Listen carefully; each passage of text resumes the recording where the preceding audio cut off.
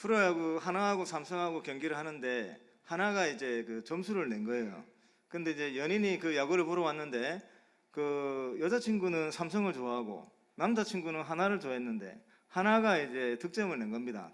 근데 그 눈치 없이 남자친구가 너무 이제 기뻐해서 여자친구가 이제 화를 내는 거죠. 똑같은 상황이 벌어졌는데 한쪽은 기뻐서 환호성을 외치고 한쪽은 화가 나서 저렇게 인상이 좋지 않습니다. 이런 일들이 우리에게서 종종 일어날 때가 있는 것이죠. 오늘 성경에서 이제 저와 비슷한 이제 이야기가 나오는데 오늘 이 에스라 3장이라고 하는 성경에 이스라엘 백성들이 바벨론이라고 하는 나라에 멸망을 당했다가 포로로 끌려가죠. 남아있는 백성들이 포로로 끌려갔습니다. 하나님께서 그 포로를 끌려갈 때에 이제 어떤 때가 적정한 하나님의 때가 되면 다시금 그 백성들이 예루살렘으로 돌아와서 여호와의 성전을 짓고 그들이 회복될 거다라고 하는 약속을 하셨는데 그 약속대로 고레스 왕이 이스라엘 백성들 예루살렘으로 돌아가라라고 이제 선포를 했습니다. 그래서 이제 백성들이 돌아온 거예요. 돌아와서 이제 2년 이제 만 2년은 아니고 두 번째 해가 됐을 때 이제 이 백성들이 그 성전을 짓는 준비를 하는 겁니다. 준비를 해서 터를 닦고 이제 성전을 짓기 위한 준비를 했는데 대부분의 백성들은 그 성전의 기초를 이제 닦고 나서 기뻐서 환호성을 외치는 거예요. 그런데 그 중에 나이 많은 족장들은 그 광경을 보고 통곡을 하는 겁니다. 절망적인 어떤 통곡은 아니겠지만 그 안에 슬픔이 가득한 그런 통곡을 하는 거예요. 여러분, 이스라엘 백성들이 포로 생활을 접고 예루살렘으로 돌아왔습니다. 그리고 하나님의 임재를 상징하는 그 성전을 지을 준비를 마쳤습니다. 재료들을 이제 다 준비를 하고 그리고 성전을 지을 땅에 이제 기본적인 그 땅의 그 준비를 다 마친 상태예요.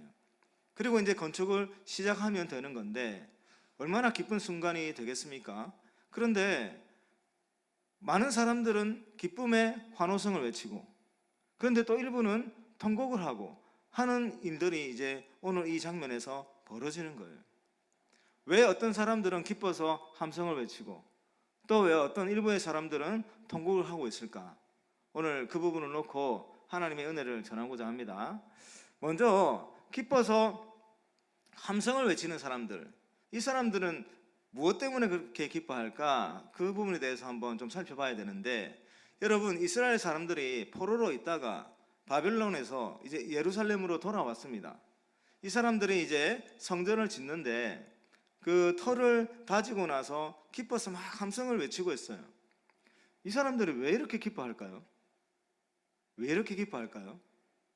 그 예루살렘에서 그 새롭게 주어지는 은혜들이 많아서 그럴까요? 이 사람들이 기뻐하는 이유를 우리가 찬찬히 살펴봐야 되는데 오늘 이 예루살렘에 돌아온 사람들은 특별한 사람들입니다. 바벨론이라고 하는 그 제국으로 포로로 끌려갔던 사람들, 그리고 바벨론이 멸망하고 페르시아 제국이 다시금 그 세계를 제패하는 그런 이제 그 상황이 되었는데 그 당시에 페르시아 제국 전체에 걸쳐 살고 있는 유대인들의 숫자를 약 200만 명이다라고 추산을 합니다. 그런데 고레스 왕이 조서를 선포하고 그 고레스 왕의 그 선포하는 말을 듣고 처음에 예루살렘으로 돌아온 이스라엘 백성들 숫자가 얼마나 되는지 아십니까? 4만 명 정도입니다. 4만 명.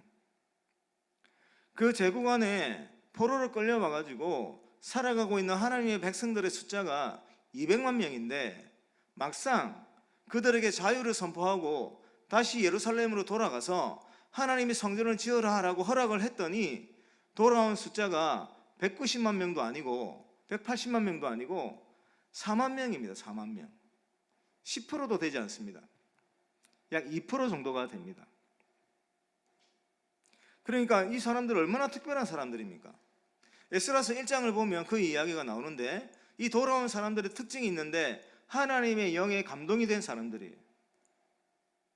하나님의 영에 감동이 된 이스라엘 백성들 사람들만이 예루살렘으로 돌아가서 하나님의 성전을 지어라라고 하는 그 말씀에 반응을 해서 예루살렘으로 돌아온 사람들입니다. 오늘 그 성전의 터를 닦고 나서 기뻐서 환호성을 치는 사람들은 그 사람들이에요.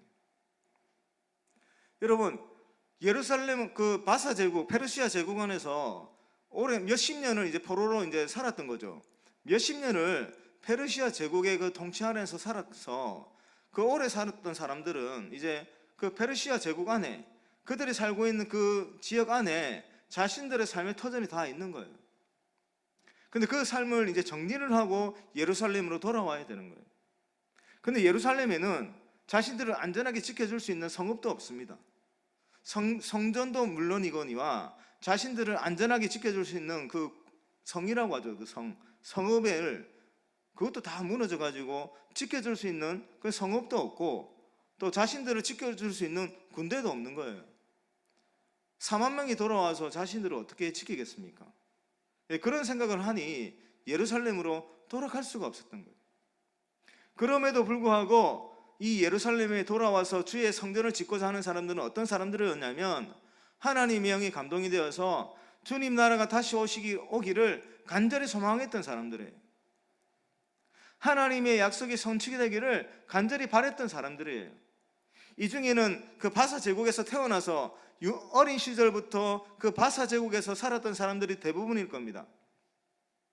그들도 아버지 세대, 할아버지 세대로부터 하나님의 약속을 듣고 때가 되면 하나님이 우리를 이 제국 안에서 자유케 해줘서 우리로 하여금 다시금 하나님 나라 백성답게 살아갈 수 있도록 그렇게 성취가 되는 그때가 올 것이다 라고 하는 소망을 붙들고 살아갔던 사람들이에요. 바사 제국 안에서 그 유행했던 세계관, 그 사람들이 살아가고 있던 삶의 방식들, 그 방식들에게 지배되지 않고, 바사 제국 사람들이 꿈꿨던 것들을 꿈꾸지 않고, 하나님의 백성들이 꿈꿔야 되는 하나님의 약속을 가슴에 품고 살아갔던 사람들입니다. 그래서 이들이 지금 기뻐하는 것은 단순히 어떤 땅을 얻어서 기뻐하는 것도 아니고, 많은 재물을 얻었기 때문에 기뻐하는 것도 아니고, 앞으로 더 풍성한 어떤 부를 축적할 수 있는 기회를 얻었기 때문에 기뻐하는 게 아니라, 하나님의 성전을 다시 지어주겠다라고 한 그 하나님의 약속이 성취되는 그때가 왔기 때문에 기뻐하는 거예요. 여러분, 지금 이 기뻐하는 사람들의 마음을 잘 알 수 있는 성경 구절이 있는데, 시편 126편 1절과 3절에 잘 나와 있습니다. 지금 성경 구절 준비했는데 다 같이 한번 1절부터 3절까지 함께 읽어보도록 하겠습니다. 여호와께서 시온의 포로를 돌려보내실 때에 우리는 꿈꾸는 것 같았도다. 그때 우리 입에는 웃음이 가득하고 우리 혀에는 찬양이 차섰도다. 그때 문나라 가운데서 말하기를 여호와께서 그들을 위하여 큰 일을 행하셨다 하였도다. 여호와께서 우리를 위하여 큰 일을 행하셨으니 우리는 기쁘도다. 포로에서 돌아온 그때의 심정을 기록한 시입니다. 지금 저 시를 기록한 시편 기자가 무엇 때문에 지금 기뻐하고 있습니까? 하나님께서 우리를 위해서 큰 일을 행하셨다는 거예요. 꿈꿨다는 거예요, 그날을. 하나님께서 다시금 우리의 그 고향으로 돌려 보내주셔서 주의 성전을 짓게 하는 그날을 꿈꿨다는 거예요. 근데 자신들의 힘으로는 그것을 이룰 수가 없는 상황이죠. 자신들의 힘으로는 절대로 그 바사 제국의 통치하에서 벗어날 수 없는 거예요. 그런데 기적같이 그 나라 제국의 최고 통치자가 그 백성들 돌아갈 수 있도록 조서를 선포하고 돌아갈 수 있도록 도와주는 그런 일이 발생을 하는 겁니다. 전하를 고대했던 백성들은 지금 예루살렘을 향해서 돌아가는 그 길이 정말 꿈을 꾸는 것 같은 거예요. 도저히 일어날 수 없는 그 시점이 지금 오늘 자신의 삶 가운데서 이루어지는 거잖아요. 하나님이 자신들에게 했던 그 약속들이 이루어지는 거잖아요. 자신들을 잊을지도 모르겠다고 걱정했던 그 하나님께서 자신들을 기억하고 자신들을 위해서 지금 큰 일을 행하고 계신다라고 하는 그런 고백을 하는 거예요. 그러니까 지금 예루살렘으로 돌아가서 성전을 짓기 시작하는 그 사람들이 기뻐하는 것은 다른 이유가 아니에요. 하나님이 자신들을 잊지 않고 기억해 주셨다라고 하는 사실에 기쁨의 함성을 외치는 거예요. 하나님의 약속이 자신들의 삶 가운데서 성취가 되었다라고 하는 사실 때문에 기뻐하는 거예요. 하나님께서 자신들을 기억하시고 자신들을 위해서 너무너무 큰 일을 행하신다라고 하는 그 사실에 감격하는 겁니다. 여러분들에게 이런 은혜가 있기를 주의 이름으로 축원합니다. 여러분, 대부분의 이스라엘 백성들은 그 제공 안에서 눌러 살기로 결정을 했습니다. 하나님의 백성임에도, 자유가 선포되었음에도 불구하고 이스라엘로 돌아가기를 거부하고 그 제국 안에서 그 제국의 시민으로 살아가기를 그렇게 결정을 했어요. 근데 하나님의 영이 감동이 되어서 하나님의 약속이 성취되기를 갈망하며 그 하나님이 자신들을 잊지 않고 자신들과 함께 그 큰 일을 행하신 하나님의 은혜에 감격하면서 돌아가서 기쁨의 함성을 외치는 사람들이 오늘 이 에스라 3장에 나오는 사람들인 거예요. 우리 성경의 모든 백성들, 우리 모든 성도님들 가슴 가운데도 주의 영으로 충만해서 그 가슴 가운데 하나님이 주신 약속을 따라 살기를, 하나님의 소망을 따라 살기를 다짐하는 그런 마음들로 가득 차기를 주의 이름으로 축원합니다. 하나님이 주신 약속과 그 소망을 따라서 살아가는 그 삶이 하나님의 백성들의 삶입니다. 우리 마음 가운데 주께서 주신 약속을, 주께서 주신 소망을 품지 못한다면 그것은 하나님의 백성이라고 할 수 없는 거예요. 주의 소망을 따라 살아가지 못하는 사람들은 무엇을 따라 살아가고 있겠습니까? 세상이 우리 가슴속에 심어준 것, 그것을 따라서 살아가고 있는 것이죠. 하나님의 나라에 대한 꿈을 꾸지 못한다면 하나님의 백성이 아닌 거예요. 하나님의 약속을 품고 살아가지 못한다면 그거는 하나님의 인도하심을 받는 삶이 아닌 거예요. 우리가 무엇을 꿈꾸는가에 따라서 우리는 어디에 속해 있는 사람이다 라고 할 수 있는 겁니다. 우리가 주의 나라를 꿈꾸지 못하고 하나님 나라의 의를 꿈꾸지 못하고 하나님 주신 약속을 꿈꾸지 못하고 그냥 세상이 우리에게 주입한 것, 세상이 우리에게 강요하는 것, 세상이 우리에게 세뇌했던 것들, 여전히 그러한 것들을 쫓아서 살아가고 있다면 우리는 겉으로는 자유함을 찾은 주의 백성들처럼 보이겠지만 실상은 여전히 세상의 종으로서 살아가는 겁니다. 우리는 세상의 지배를 받고 있는 겁니다. 우리 성경의 모든 백성들은 하나님의 자녀가 되어서 주의 나라를 꿈꾸며 살아갈 수 있기를 주의 이름으로 축원합니다. 그리고 다른 부류가 있었죠. 대부분의 백성들은 기뻐서 막 함성을 외친 거예요.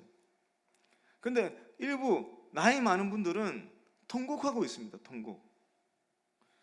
여러분, 지금 예루살렘으로 돌아와서 하나님의 성전을 지을 준비를 다 마쳤지 않습니까? 그 터를 다 다졌습니다. 근데 왜 이분들은 이렇게 애통해하며 통곡을 하고 있을까요? 왜 이렇게 슬퍼할까요, 이분들은? 근데 오늘 성경에서 그 단서를 제공하고 있는데, 예전에 예루살렘이 멸망하기 전에 그때 성전을 받던 사람들이다, 그렇게 성경이 기록하고 있습니다. 그러면 이분들은 왜 통곡하고 있을까요? 이분들이 통곡하는 이유는 그 이유가 많이 있겠죠. 여러분, 예전에 그 첫 번째 성전을 지을 때 그 성전이 얼마나 아름답고 화려하게 지어졌습니까? 솔로몬 시대에 지어졌지 않습니까? 그 이스라엘 중에서도 가장 강성했던 다윗 왕이 성전을 지을 수 있는 모든 것들을 다 준비해주고, 그 다음에 그 뒤를 이어서 왕이 된 솔로몬이 이 성전을 지었어요. 엄청난 양의 금이 들어갔고, 이 성전을 짓는데 수없이 많은 그 목재들이 사용이 되었고, 하나님의 영광이 이 성전을 통해서 온 세상 가운데 비춰진 거예요. 그 성전의 모습을, 그 성전의 위엄을, 그 성전의 거룩함을, 그 성전의 화려함을 기억하고 있는 사람들이 지금 새롭게 이제 성전을 닦으려고 터를 쌓았는데, 그때와 비교했을 때는 가슴이 아팠던 겁니다. 그때와 비교했을 때. 그리고 그분들의 마음속에는, 그 머릿속에는 여러 가지 생각들이 지나쳐갔겠죠. 여러분들, 이분들이 통곡을 하는 데는 여러 가지 이유가 있습니다. 그 예전에 솔로몬 시대의 그 성전, 그 하나님께서 성전을 지어주고 그 이스라엘 백성들에게 얼마나 귀한 약속을 주셨습니까? 그런데 그 성전이 무너지고 포로로 끌려갔다가 다시 돌아오게 된 그 과정들, 무엇 때문에 그렇게 됐습니까? 이스라엘 백성들이 성전을 지어주면서 하나님께서 주셨던 그 약속을 다 내팽개치고 하나님을 신뢰하지 못하고 하나님을 존중하지 못하고 다른 우상을 섬기며 죄악에 빠져가지고 자기 멋대로 살다가 그렇게 망해가지고 포로로 끌려갔던 거 아니겠습니까? 그러니까 지금 이 예전의 성전의 그 거룩함과 화려함을 기억하고 있는 이분들의 그 가슴 속에는 그 모든 시간들이 다 떠오르는 거예요. 그러니 그 자신들의 그 잘못과 자기 조상들의 잘못이 얼마나 이 가슴 깊이 다가오겠습니까? 그 부분에 대한 통곡인 것이죠. 또 한 가지는 지금 새롭게 그 성전을 짓게 되는 것도 하나님의 은혜고 감사입니다. 그런데 자신들이 다시금 하나님께 용서를 받고 하나님께 자기들 회복시켜주는 그 은혜를 받을 자격이 있는 사람들이 아니죠. 그것을 너무나도 잘 알고 있습니다. 하나님의 선하신 하나님께서 이 이스라엘 백성들에게 약속하신 것들을 이루어가는 그 오늘 이 순간이 그 너무나도 감격스러운 것이죠. 그렇기 때문에 눈물을 흘릴 수밖에 없는 겁니다. 그러니까 지금 이 나이 많은 족장들이 흘리는 눈물에는 통렬한 반성이 있는 거예요. 통렬한 반성이 있고 예전으로 돌아가고 싶어하는 그 거룩한 그 열망이 있는 거예요. 예전에 그 성전과 비교했을 때는 지금도 감사한 일이지만 지금 새롭게 지어지는 그 성전의 어떤 그 터가 만족스럽지 않은 거예요. 처음에 하나님께서 완전하게 지어주셨던 그 첫 번째 성전과 비교했을 때는 부족한 거예요. 그러니 왜 이런 상황이 되었나라고 돌아볼 때 자신들의 그 죄가 너무도 크고 하나님 앞에 지었던 그 잘못의 크기가 너무나도 커서 그 반면에 하나님의 은혜는 또 너무너무 커서 그런 모든 사실 가운데 그렇게 통곡을 하고 있는 겁니다. 여러분, 지금 이 통곡을 하는 사람들이 옳은 반응이다, 기쁨의 함성을 외치는 사람은 옳은 반응이다, 그 이야기를 하려고 하는 게 아니에요. 똑같은 현장이지만 나이 많은 족장들은 그 은혜가 다른 거예요. 그런데 이분들이 가지고 있는 중요한 자산이 있는데 예전에 하나님께서 정말로 은혜롭게 주셨던 첫 번째 그 성전의 그 거룩함과 화려함과 위엄과 그 가운데 함께 하셨던 하나님의 약속들을 이분들은 다 기억하고 있는 거예요. 그러니까 이분들의 목표는 그 첫 번째 성전이 되는 겁니다. 그러니 지금 새롭게 지어지는 성전의 터를 보고도 마냥 기뻐할 수만 없는 거예요. 여러분, 우리에게 이런 은혜가 필요합니다. 여러분, 하나님께서 우리에게 그 성경을 주셨는데 창세기 1장이자 창조의 이야기를 기록하셨죠.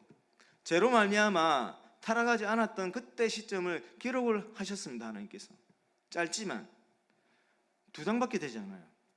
짧지만 하나님께서 그때에 창조할 때 그 역사를 하나님께서 기록을 해주셨어요.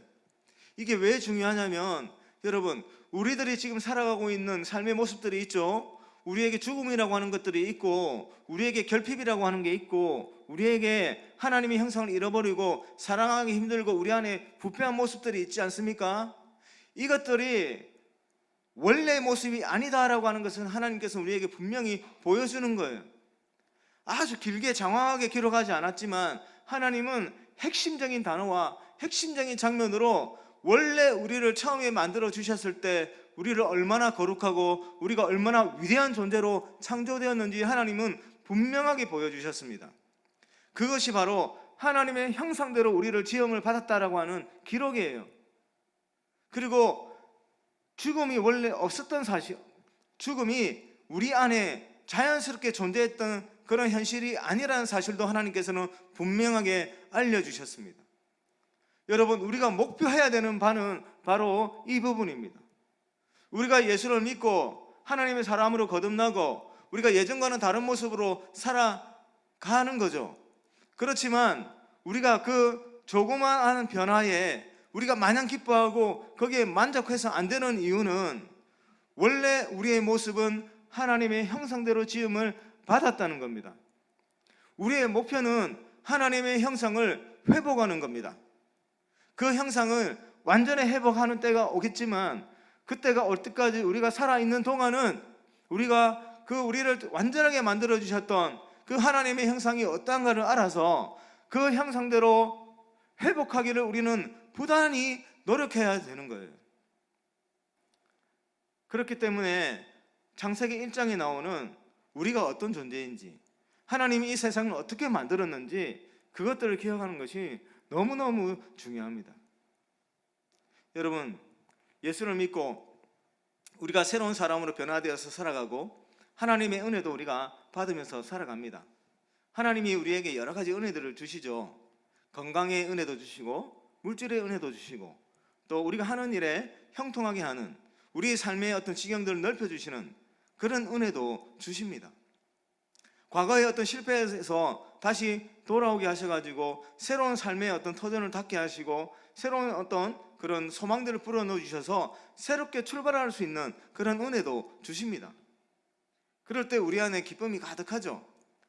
그런 기쁨도 충만히 누릴 수 있기를 바랍니다. 그런데 그 순간에 만족하지 마시기 바랍니다.